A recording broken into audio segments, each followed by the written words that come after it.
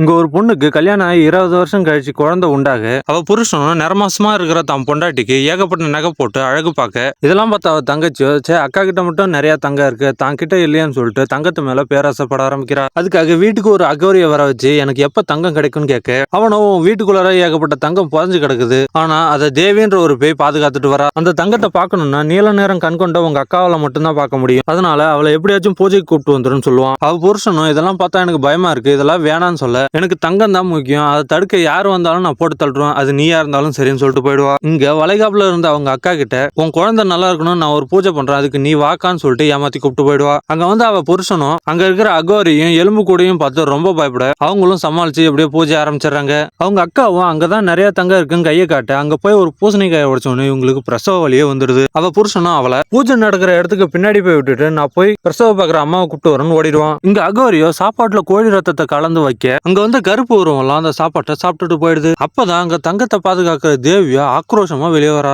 அவ புருஷனும் பிரசவம் பாக்குற அம்மாவை கூப்பிட்டு வந்துற அந்த தேவிக்காக அங்க ஒரு ஆட்டை பலி கொடுக்க அதோட ரத்தத்தை குடிச்ச தேவிக்கும் அது பத்தல. அடுத்து ஒரு பெரிய மாட்டையே கொண்டு வந்து பலி கொடுக்க அதோட ரத்தத்தையும் குடிச்ச தேவி பத்தலன்னு சொல்லுவா. அந்த நேரத்துல அவங்களுக்கு நல்லபடியா ஒரு ஆண் குழந்தை பிறக்க அதை பார்த்த தேவியோ எனக்கு அந்த குழந்தை தான் பலியா வேணும்னு கேட்கும். அகோரியோ டே சீக்கிரமா போய் அந்த குழந்தைய தூக்கிட்டு வாடா, இல்லைன்னா தேவி இங்க இருக்கிற எல்லாரையும் போட்டு தள்ளுறான்னு சொல்லுவான். இவனும் அவன் கிட்ட போயிட்டு உன் குழந்தைய பலி கொடுத்தனா நிறைய தங்கம் கிடைக்கும், நம்ம 2 பேரும் பிரிச்சுக்கலாம், உன் குழந்தைய கூடன்னு கேட்பான். இவனும் பயந்துகிட்டு அவனை தள்ளி விட்டு மொத்த பேரும் அங்க இருந்து எஸ்கேப் ஆயிடுவாங்க. வேற வழி இல்லாம உனக்கு மனுஷ பலி தானே வேணும்னு சொல்லிட்டு தங்கச்சி புருஷனையே போட்டு தள்ளுவான். அந்த ரத்தத்தை குடிச்ச தேவியோ எனக்கு பத்தலன்னு சொல்லுவா. சரின்னு பேராசை பிடிச்ச தங்கச்சியும் போட்டு தள்ள அதையும் குடிச்ச தேவியோ பத்தலன்னு சொல்லுவா. வேற வழி இல்லாம அந்த அகோரி தண்ணியே பலி கொடுக்க தேவியோ தன் கேட்ட குழந்தையோட ரத்தம் கிடைக்கலன்னு சொல்லிட்டு அந்த ஊர்ல இருக்கிற எல்லாரையும் கொஞ்சம் கொஞ்சமா போட்டு தள்ள ஆரம்பிச்சிடும்.